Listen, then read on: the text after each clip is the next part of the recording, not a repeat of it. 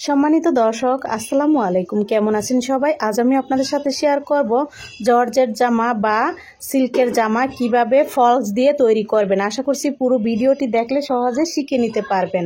আমি এখানে হাতার কাপড়টিকে প্রথমে আলাদা করে নিচ্ছি।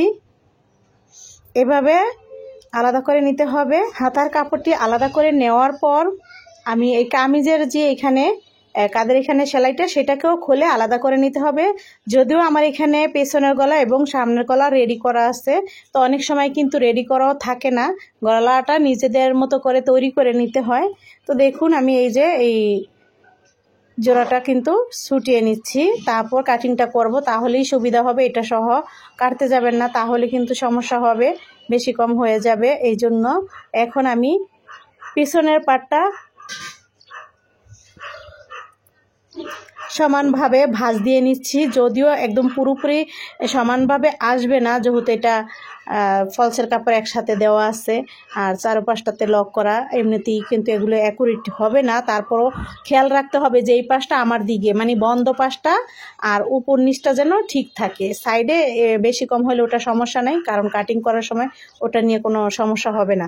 তবে ওই বন্ধ পাশটা যেন ঠিকঠাক থাকে। এইভাবে ধরে এই যে আমি যে সামনের অংশটাকে সোজা করে সমান করে নিচ্ছি, কোনো কাপড় কোনোভাবে যেন বেশি কম না হয়, কুঁচকিয়ে না থাকে, সেদিকে খেয়াল করে তারপর যত বেশি কম আছে এদিকে ফালাইবেন, তাহলেই বুঝতে পারবেন। এখন আমি সোজা করে একটি দাগ টেনে দিলাম শোল্ডারের জন্য। এখন এই যে এইখান থেকে মাপটি ধরতে হবে, মানে গলা যেখানে তৈরি করে নিয়েছি সেইখান থেকে 6.5 ইঞ্চি নিয়েছি, তবে আলাদাভাবে 3.5 ইঞ্চি নিলেই হবে। যদি গলাটা বাদ দেন তাহলে 6.5 ইঞ্চি নিলেই হবে। আরমোলের জন্য এখন আবার এই যে 6.5 ইঞ্চি এভাবে নিলাম, ঠিক আছে।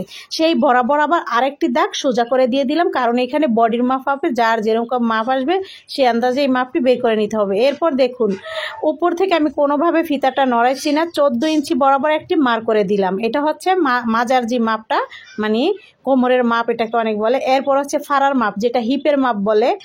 এই তো 3টা দাগ, একটা বডির জন্য, একটা কোমরের, একটা হিপের।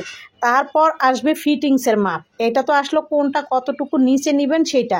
এখন একটা পুরাতন জামা নিয়ে আমি ফিটিংসের মাপটি আপনাদের দেখিয়ে দিচ্ছি। এই যে এরকমভাবে ফিটিংসের মাপটিকে বের করে নেবেন। এখানে আমি 11 ইঞ্চি এভাবে আসলো, তো আমি 11 ইঞ্চি নিলাম। তারপর এখানে আবারও আমি এই যে কোমরের যে মাপটি সেটিকে বের করে নিব। এখন ফিতাটাকে আপনারা সহজে যেভাবে শিখতে পারেন সেভাবে দেখালাম। এইভাবে অর্ধেক ভাঁজ করে নেবেন, তারপরে সেই ভাঁজ অনুসারে যতটুকু আসে ততটুকু নিয়ে নেবেন। আমার এখানে 9.5 ইঞ্চি আসছে, তো আমি ততটুকু নিয়ে নিয়েছি, 9.5 ইঞ্চি। এরপর হিপের যে মাপটা, ফাড়ার অংশের এইখানটাতে যে মাপটা সেটা নিচ্ছি, ওই বডির সমানই আসছে 11 ইঞ্চি। তো যাই হোক, একই সমান বডি আর হিপের ফিটিংসের মাপটা একই আসছে। আর কোমরের এখানে আসছে 9.5 ইঞ্চি, এখানে আসছে 11 ইঞ্চি। তো আশা করছি আপনারা বুঝতে পারছেন। এখন আমি এই দাগটিকে মিলিয়ে নিচ্ছি, এইভাবে করে শেপটি দিয়ে দিতে হবে। আর নিচের যে ঘেরটা সেটা আমি আপনাদের দেখিয়ে দিব। এখন আরমলের যে রাউন্ডটা সেটা টেনে দিলাম এইভাবে করে। তো আশা করছি বুঝতে পারছেন। আর গলা তো এখানে তৈরি করেই আছে। গলার মাপ যদি না থাকে আপনারা, মানে গলা তৈরি না থাকলে 2.5 ইঞ্চি চওড়া নেবেন। আর নামতিটা পিছনের গলার জন্য নেবেন 3 ইঞ্চি, আর সামনের গলার জন্য 6 বা 7.5 ইঞ্চি নিলেই হয়ে যাবে। কি তো এখন আমি দাগটিকে কিন্তু এভাবে মিলিয়ে নিলাম। আর নিচের ঘেরটা 14 ইঞ্চি ছিল, সেই ঘেরটা আমি পুরোটাই নিয়ে নিয়েছি। এখন আমি কেটে নিচ্ছি। এই যে এভাবে করে আলমন্ডের রাউন্ডটা কেটে নিলাম, সাইডও এখন কেটে নিব মাপ অনুসারে। এভাবে করে আপনারা এক্সট্রা দাগ দিয়ে দিবেন, সেই মার্ক অনুযায়ী কেটে নিতে হবে। তো এই যে ফলসের কাপড় এবং কামিজের যে কাপড়টা, দুটোটা কিন্তু একই সাথে নেওয়া হলো, একইভাবে আমি কেটে নিয়েছি। যেটা এরকমভাবে জয়েন করা থাকে তারা এই নিয়মেই কাটিংটা করবেন। কোনো ধরনের গলা টলা খুলতে হবে না, তাহলে আরও ঝামেলায় পড়ে যাবেন। তো আশা করছি বুঝতে পারছেন। এখন আমি এই সেলাইয়ের চিহ্নগুলো দিয়ে দিচ্ছি, যেন ওই পাশটাতে তো আর মার্ক করা নাই, মানে দাগটা তো ওই পাশে নাই, তো এই জন্য যেন ওই পাশে এই চিহ্ন বরাবর আমি রাউন্ডটা দিয়ে সেলাই করতে পারি। এই জন্যই এভাবে আমার চিহ্নটা রাখা, মানে আশা করছি আপনারা বুঝতে পারছেন। যাই হোক, আপনারা চাইলে মার্ক করে নিতে পারেন। এখন রইল হাতা। হাতার কাপড়টাকে আমি 4 ভাঁজ দিয়ে নিয়ে এসেছি। এখন হাতার কাপড়টা যদিও সমান আসতেছে না, এক সাইডটাতে একটু কম আসতেছে। সমান করতে যাইলে এই যে আমার দিকে আমি সমান করে রেখেছি, তারপর নিচের অংশে কিন্তু কাপড়টা কম আসছে। যাই হোক, এখন লাম্বাটা নিচ্ছি। লাম্বা 20 ইঞ্চি নিলাম। তারপর হচ্ছে ডাল নিলাম 3.5 ইঞ্চি ঢাল নিয়ে এখন আমি এখানে ফিটিংসের জন্য যে হাতার যে চওড়াটা সেটা 8 ইঞ্চি নিচ্ছি। তারপর আরও হাফ ইঞ্চির মতো বাড়িয়ে নিলাম। এখন ওই যে নিচের ওইখানে আমি জোড়া দিব, পরে সেটা করব। যাই হোক, হাতাটাকে এখন আমি কেটে নিচ্ছি। আর এই যে এখান থেকে আবার 9 ইঞ্চি বরাবর একটি মার্ক করে নিতে হবে, যেহেতু এটা মাইক হাতা। তো এখানে ফিটিংসের জন্য নিলাম 6.5 ইঞ্চি নিয়ে এভাবে করে রাউন্ডটি দিয়ে দিলাম। তো হয়ে গেল প্লাজো হাতা, অনেকে বলে মাইক হাতা। ঠিক আছে, তো কেটে নিচ্ছি। তো এইভাবে করে কিন্তু কেটে নিতে হয় এই হাতাটিকে। এই তো,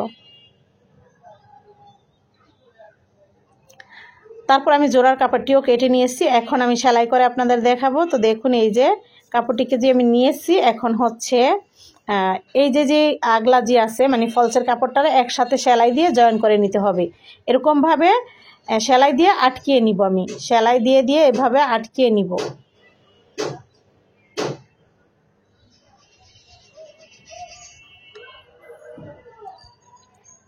এই যে ফলসের কাপড়টি আর হচ্ছে কামিজের যে কাপড়টা এলা জর্জের থাকুক বা সিকোয়েন্সের থাকুক বা নেটের থাকুক, যেটা সাথে ফলস দিবেন না কেন সেটা এইভাবে সেলাই করতে হয়, আর এইভাবে ফলসের কাপড়টিকে আটকিয়ে নিতে হয়। আশা করছি বুঝতে পারছেন। এখন আমি দেখুন এই সেলাইটিও দিয়ে দিলাম। তারপর হচ্ছে এই পাশটাতে এরকমভাবে ঘুরে এই সেলাইটিকে দিয়ে শেষ করে নিব। সেমভাবে আমি পেছনের পাটটাতেও ফলসের কাপড়টিকে সেলাই করে নিব। তো যারা জর্জেট কাপড় বা সিল্কের কাপড় সেলাই করতে ভয় পান, তারা সাহস করে এইভাবে এই নিয়মে করে ফেলবেন। তো আশা করছি যদি আপনারা যারা একটু হলেও সেলাই কাজ জানেন, তারা কিন্তু এভাবে ধরে আপনারা কিন্তু কাজটা করলে ইনশাল্লাহ পারবেন। কোনো ধরনের ভয় পাওয়ার কারণ নেই। তো দেখুন, আমি ফলসের কাপড়টি জয়েন করে নিয়েছি। এখন আমি এখানে যেহেতু গলা তৈরি করা আছে, তো পিছনের পার্ট এবং সামনের পার্ট দুইটা একসাথে রেখে শোল্ডারের সেলাইটি আমি দিয়ে দিচ্ছি। এই দেখুন,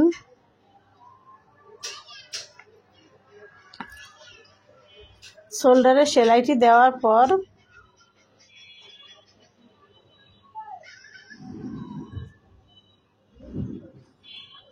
তো আমি শোল্ডার সেলাই করে নেওয়ার পর সামনের অংশে তালপাট কেটে নিয়েছি। সামনের অংশে কিন্তু একটু বেশি করে কাটতে হয়। তারপর এই সাইড সেলাই করতে হবে ফাড়া পর্যন্ত, মানে এই সাইডের সেলাইটা হিপ পর্যন্ত নিতে হবে। এই যে চিহ্ন দেওয়া আছে সেই পর্যন্ত আমি নিয়ে তারপর আবার ঘুরিয়ে ডাবল সেলাই দিয়ে দিব। এইভাবে এই পাশেও এই সেলাইটা দিতে হবে, ওই পাশেও এই সেলাইটা দিতে হবে। হাতাটিকে চাইলে আগে লাগাতে পারেন, আমি হাতাটি পরে সেলাই করব। যাই হোক, এখন অপর পাশটা আমি সাইড সেলাই করে নিচ্ছি। দেখুন, এইভাবে করে সেলাইটি দিয়ে দিচ্ছি। আবারও ঘুরিয়ে একটি সেলাই দিয়ে দিব। যারা ভিডিওটা দেখতেছেন মনোযোগ সহকারে দেখবেন, কোথাও না বুঝলে রিপিট করে দেখবেন, ইনশাল্লাহ বুঝে যাবেন। এটি আমি যারা সেলাই কাজে নতুন, ফলসের কাপড় দিয়ে জর্জেট কাপড় দিয়ে কিভাবে জামা সেলাই করবেন, তো সেই ভিডিও আমাকে দেওয়ার জন্য অনুরোধ করছিলেন আমার অনেক আপু ভাইয়ারা। যাই হোক, আমি তাদের উদ্দেশ্য করেই আমি এই ভিডিওটি বানাচ্ছি। যদিও এরকম ভিডিও আমার চ্যানেলে আরও আপলোড দেওয়া আছে, তো সেটা হয়তো বা অনেক দিনের পিছনে, তো এই জন্য আবার নতুন করে আমি এটা আপনাদের সাথে শেয়ার করলাম। আশা করছি যারা সেলাই কাজে নতুন তাদের একটা হেল্প হবে। আপনারা মনোযোগ সহকারে দেখবেন, না বুঝলে রিপিট করে দেখবেন বা কমেন্টের মাধ্যমে আমাকে জানালে আমি আপনাদের বুঝিয়ে দেওয়ার চেষ্টা করব। তো দেখুন, এই তো আমি সাইড কিন্তু সেলাই করে নিয়েছি। এখন আবার অপর পাশের সাইডটাও সেলাই করে নিয়েছি। আর নিচের সামনের অংশে কোনো সেলাই দিতে হবে না, যেহেতু এখানে যে কাটওয়ার্ক ডিজাইনটা আছে। তবে পিছনের ডিজাইনটা মানে পিছনের পাটটাতে সেলাই দিতে হবে। তো দেখুন, এই তো সেলাইটি আমি দিয়ে নিলাম।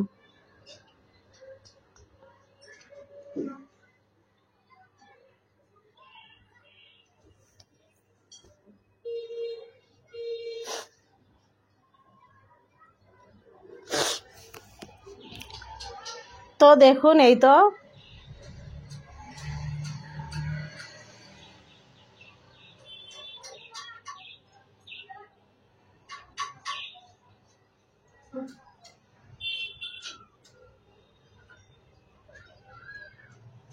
নিচের সাইডটা আমি সেলাই করে নিয়েছি, মানে পিছনের পার্টে, ব্যাক পার্টে নিচের অংশে সেলাই দিচ্ছি। আর ফ্রন্ট পার্টের কিন্তু সামনের অংশে নিচের দিকে কোনো সেলাই দিতে হবে না। এখন ঘুরিয়ে আমি দোনোটা মানে পুরো সাইড সেলাই করে নিচ্ছি। দ্বিতীয় সেলাইটা যে সাইডে দিতে হয় সেটা আমি এইভাবে করে এখন দিয়ে দিব।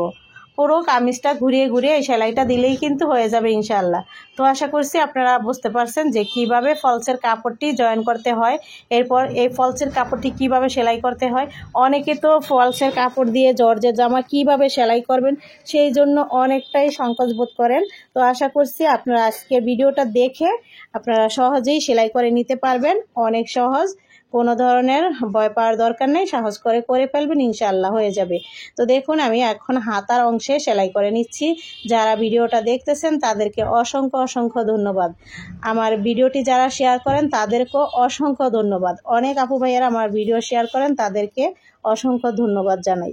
তো দেখুন এখন আমি এখানে এইভাবে মেপে নিয়ে তারপর হচ্ছে সেলাইটা দিব। এখানে বেশি আসছে, তো এই জন্য এভাবে আবার মেপে মানে হাতাটা জয়েন করার আগে চেক করে নিতে হবে ঠিকঠাক আছে কিনা, বেশি কম আছে কিনা। তো আমি হচ্ছে সেরকমভাবেই দেখে নিলাম। এখন আমি সেলাই করে আবার সামনের অংশে তালপাটও কেটে নিয়েছি। তো এখন আমি এইভাবে দৌড়ে তারপর সেলাইটাকে গোল করে দিয়ে দিব, তাহলেই হয়ে যাবে ইনশাল্লাহ। তো যারা এতক্ষণ ধরে আমার সঙ্গে ভিডিওটা দেখতেছেন আবারও বলছি আপনাদেরকে অসংখ্য ধন্যবাদ। হাতাটি লাগানোর পর আপনাদের আমি ভাঁজ করে দেখাচ্ছি। এই তো হাতাটি আমার লাগানো হয়ে গেছে। আজকের মতো এখানেই বিদায় নিচ্ছি। সবাই ভালো থাকবেন, সুস্থ থাকবেন। আল্লাহ হাফেজ। আবারও নতুন ভিডিও নিয়ে আপনাদের মাঝে হাজির হয়ে যাব ইনশাআল্লাহ।